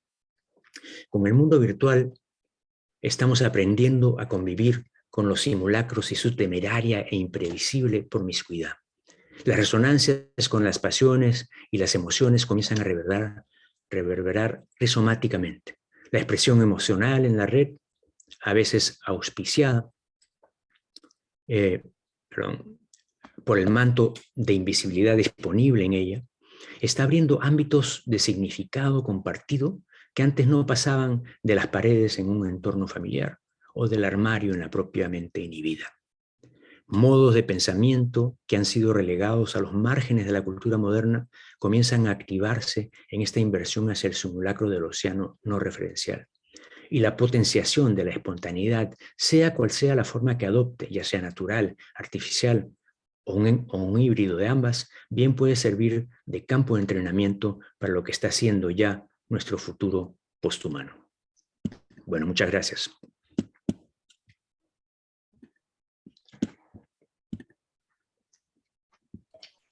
Bueno, muy bueno. Tenemos gente que ha hecho trampa porque piden antes que termine. Víctor, la palabra, entonces, claro. Pero bueno, vamos a darle la palabra un poco a la gente que no ha preguntado todavía. Tenemos 3 postulantes, Cecilia, Héctor, que está camuflado ahí con los auriculares, y Pamela. Entonces ustedes tengo, después si quieren ir sumándose. Muchas gracias, Víctor, por la plática muy interesante. A mí también, bueno, yo estoy de acuerdo en salir del dualismo y volver a la multiplicidad. Y bueno, no sé si volver, entrar a esta multiplicidad, ¿no? Yo estoy totalmente de acuerdo. Creo que si algo nos ha dejado Wittgenstein ha sido justamente el tratar de salir de estos parámetros de dualismo, sobre todo que nos heredó, como bien dice él, Platón y Descartes, ¿no? Y salir de ahí, ¿no? Y volver a... Y si algo también nos lo muestra, como tantas cosas en las investigaciones, son esta idea de ver aspectos, ¿no? Y entonces, en muchas de estas cosas que dices sobre ver esta multiplicidad, estoy totalmente de acuerdo. Pero tengo una intuición, y es intuición porque no he leído el libro, como dicen, sería muy bueno leer el libro y ver un poco más claramente las tesis, de que mientras más nos queremos alejar de este dualismo, más volvemos a él. No sé cómo explicar esto ahorita, ¿no? Me gustaría tener más tiempo para pensarlo, ¿no?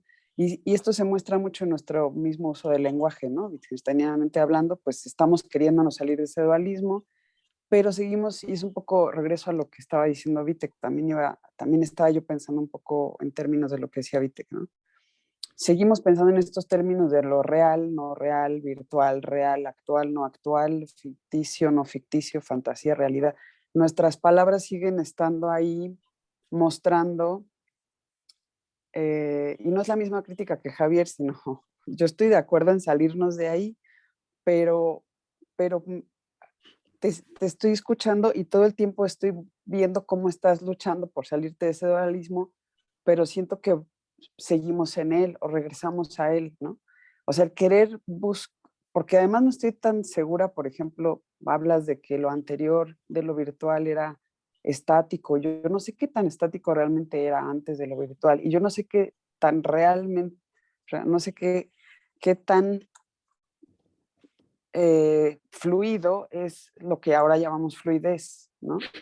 Porque yo creo que esta crítica al dualismo pues ya está desde Nietzsche, ya no digamos Wittgenstein, o sea, esto ya está desde mucho antes en filosofía, y ya Bauman, o sea, hay muchísima gente que ya había hablado de esto antes de la tecnología, antes de que lo virtual fuera tecnológico, ¿no?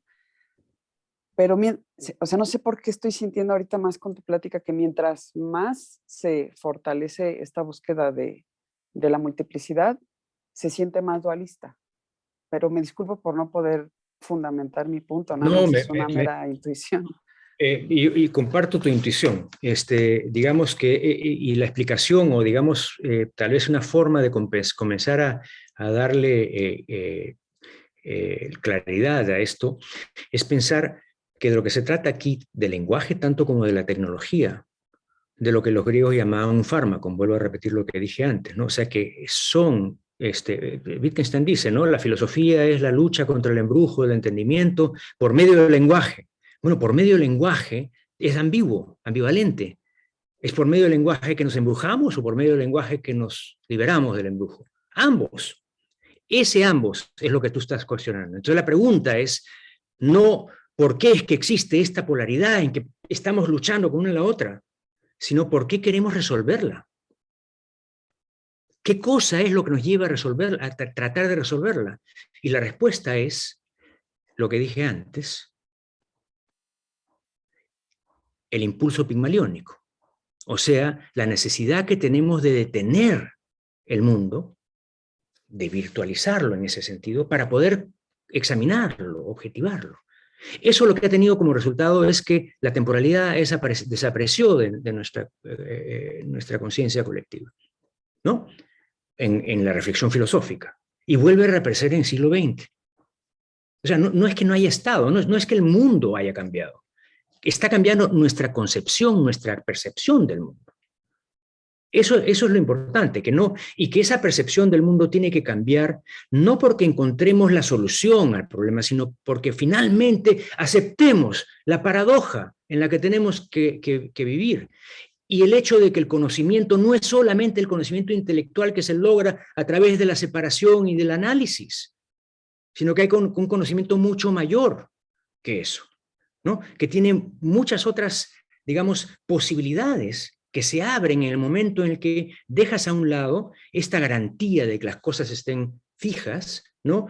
De la metafísica de la presencia, en que todo tiene una versión original de la que es simplemente copia. Bueno, para empezar, de manera generalizada, y además generalizando a Platón, que es mucho más complejo también, ¿cierto? Pero esta idea de que el mundo sensible, bueno, Descartes con la cera es lo más evidente, ¿no es cierto? La cera no es eso que se está derritiendo, sino el concepto que tengo de la cera. Entonces, el mundo, ¿qué cosa es? Es una ilusión.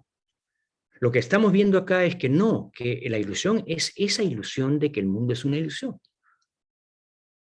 ¿no? O tal vez es el reconocimiento de que el mundo es una ilusión, pero ¿y qué? La vida es sueño, sí, ok. ¿Cómo nos movemos en ese sueño? No es cómo nos salimos del sueño. O sea, lo interesante de la digitalidad es que nos está mostrando cosas que ya no encajan con la forma como hemos estado viendo el mundo antes. Entonces, lo que hace Deleuze es un intento, ¿no? Bueno, él no está hablando de la digitalidad, por supuesto, él es predigital, ¿no?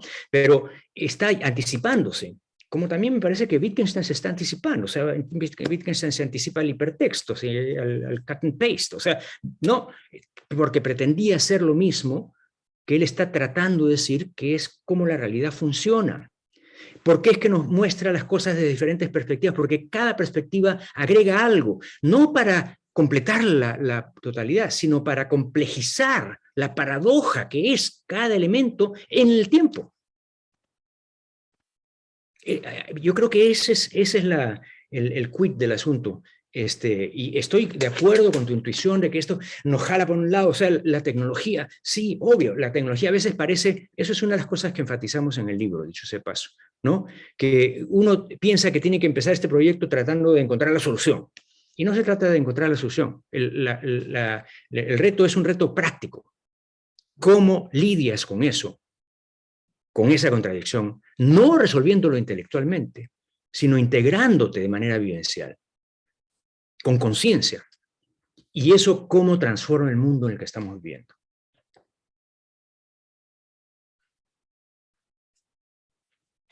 Gracias. Bueno, Héctor. Bueno, antes que nada, muchas gracias por tu presentación, fue muy interesante para mí particularmente.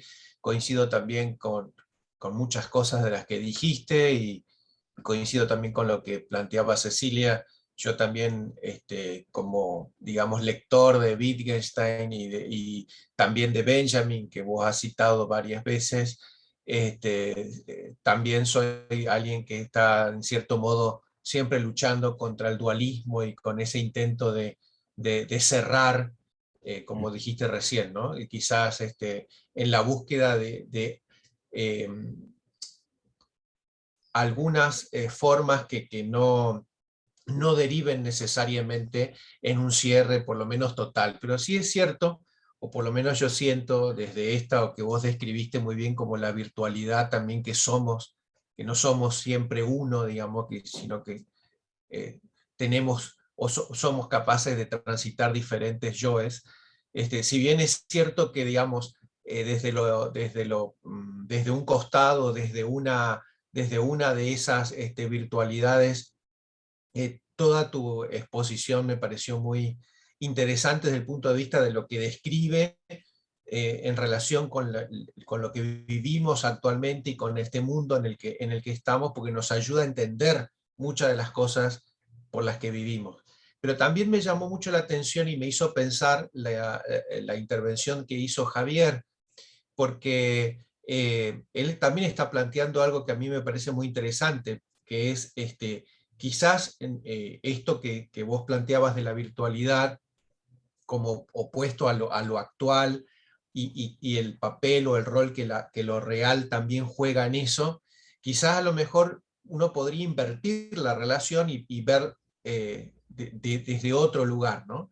Que es un poco también lo que planteaba Cecilia al final, ¿no? Hasta qué punto este intento permanente de pensar desde un lugar que no nos termine conduciendo siempre al cierre dualista, no nos vuelve de nuevo a los viejos conceptos o a las viejas ideas. Y en ese sentido, una cosa que me quedé pensando también, y ahí un poco va la pregunta, al final de tu exposición, cuando ponías el ejemplo del personaje televisivo, modulando su experiencia virtual a través de la búsqueda de diferentes posibilidades de satisfacción de su onanismo, me pregunto si no hay por ahí a lo mejor una suerte de criterio que uno pueda esgrimir frente a esta fluidez que caracteriza lo virtual, ¿no? Que tiene que ver quizás con ese encontrar como una... no recuerdo la palabra que usaste, pero como una especie de no es equilibrio, pero sí de un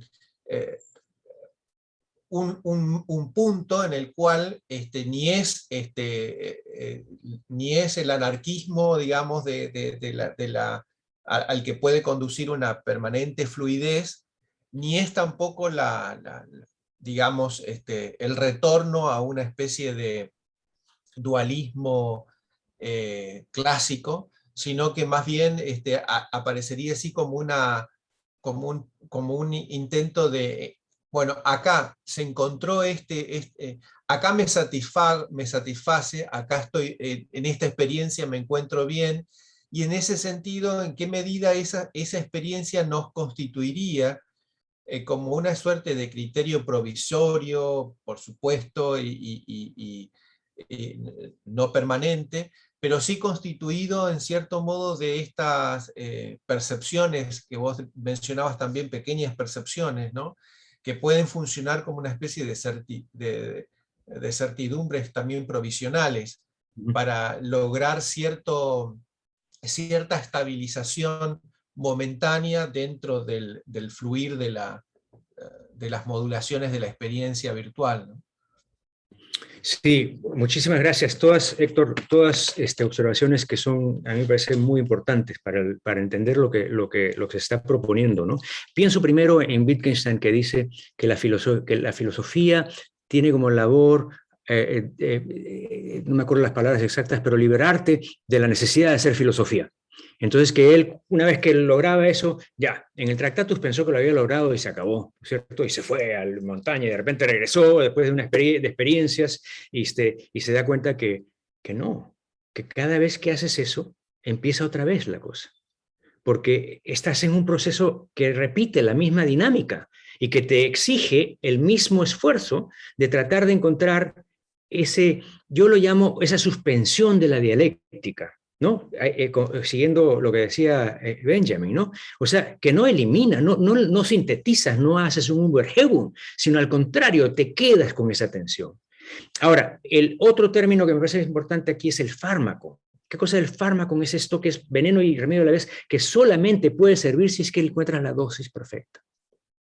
Entonces, encontrar la dosis perfecta, eso es a lo que me parece que tú estás refiriendo. Entonces, claro, todas son soluciones provisionales, pero obviamente que tienes que, como dice el mismo Deleuze, ¿no? Tienes que, ¿cómo es que decía? Pulverizar el mundo, pero para espiritualizarlo otra vez, ¿no? Y entonces, ¿qué es la espiritualización? Sumergiéndolo otra vez en la temporalidad que te va a hacer encontrarte otra vez con el problema.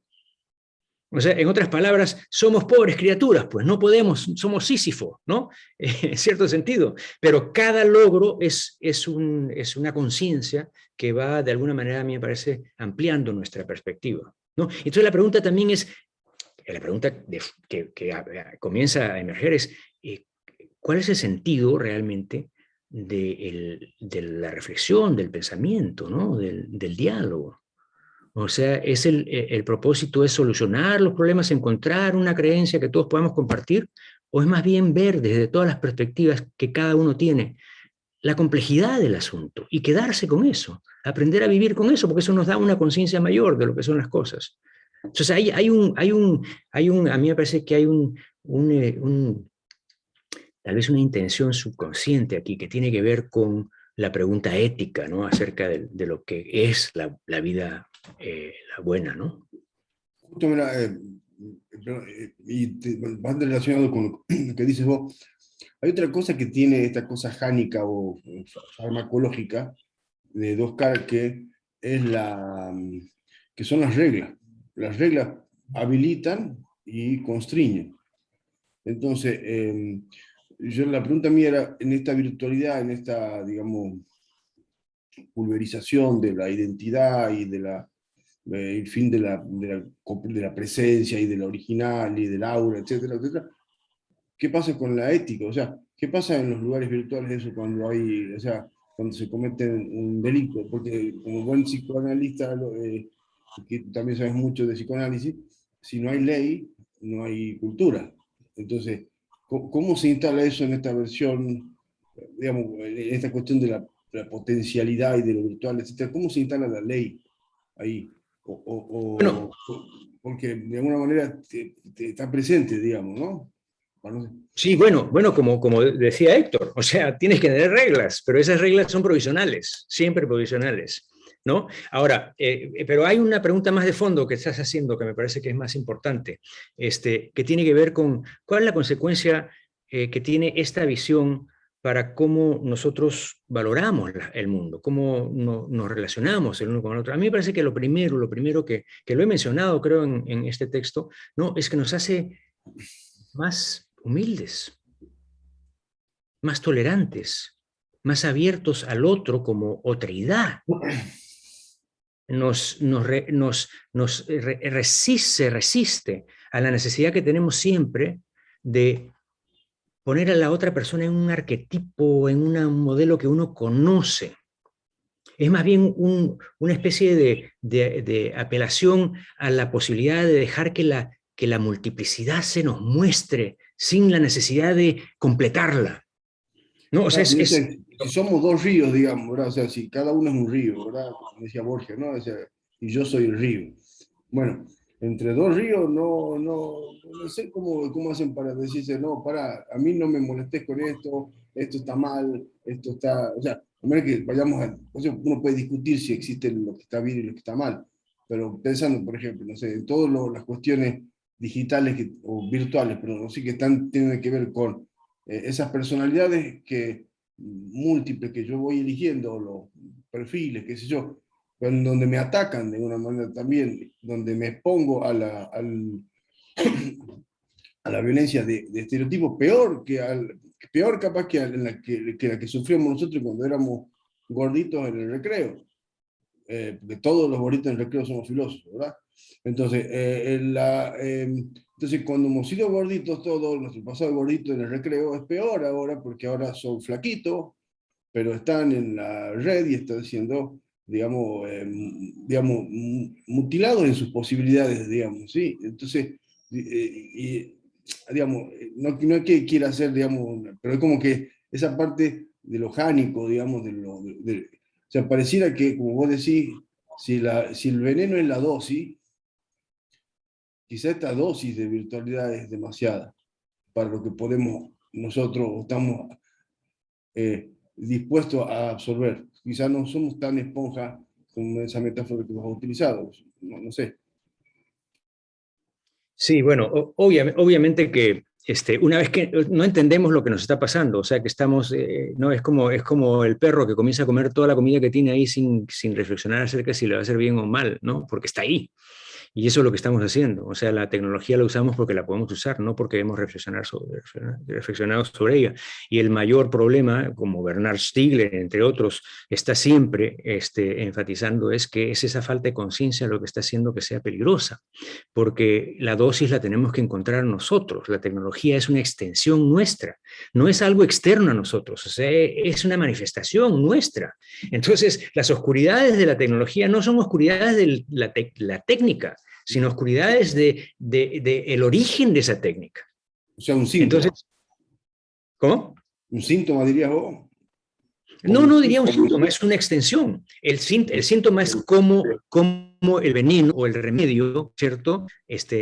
Digamos, sobresatura el asunto. Ese sería el síntoma, la sobresaturación, la hiperrealidad de Baudrillard, por ejemplo, ¿no? Que nos hace perder de alguna manera la realidad. Bueno, me parece que justamente esa es la tarea, ¿no? La tarea es primero orientarnos dentro de esto, pero para orientarnos dentro de esto tenemos que tener una visión diferente, porque si la comenzamos a ver desde la visión que tenemos, es imposible que la entendamos. O sea, no es posible pensar en bien y mal desde nuestra perspectiva, cuando lo que estamos viendo es qué cosa va a pasar cuando todo cambie. Este bien y mal no tienen ningún sentido, ¿no? Ahora tú me dices dos ríos, ¿no? Dos ríos, la imagen de los dos ríos. Bueno, pongamos que somos ríos, pues no, y unos se cruzan y otros no se cruzan, unos lo disfrutan, unos se convierten en rápidos con el otro, pero si es que no también te puedes cambiar tu cauce.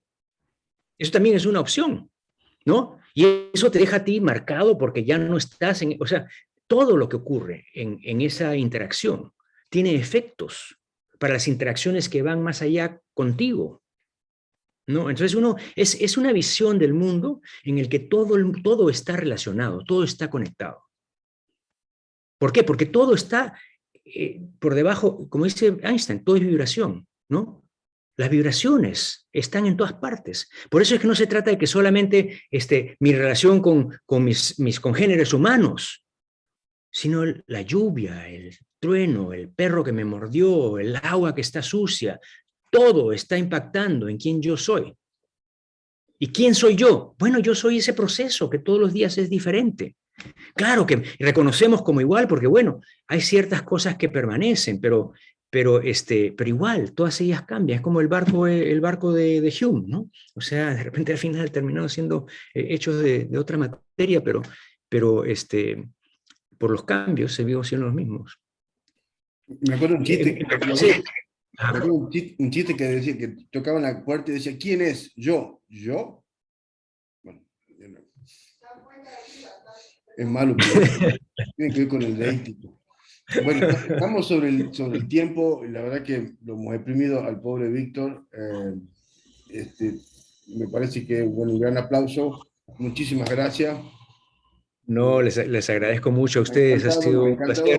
Incluso has revolucionado nuestro sistema, porque nos has puesto en el medio de la charla, salimos todos así, fluidos, o sea, vibrando. ¿No? Así ha sido a propósito. Bueno, muchísimas gracias, ya te vamos a mandar, por supuesto, el certificado con el sello de oro y todo, ¿sí? Bueno, muchísimas gracias. Sí. Más me interesa el video. El video, por supuesto, sí. Para verlo otra vez. Porque me gustaría tener contacto con ustedes para seguir conversando, ¿no? O sea, sí. Compren el libro, eso sí, compren el libro para que podamos conversarlo con más detenimiento y cuando quieras, con gusto regreso. Bueno, muchísimas gracias, Víctor, muchas gracias a todos. Ustedes. Nos vemos entonces el martes que viene. Chao, hasta luego, nos vemos. Chao, muchas gracias. Muchas gracias. Gracias, hasta luego.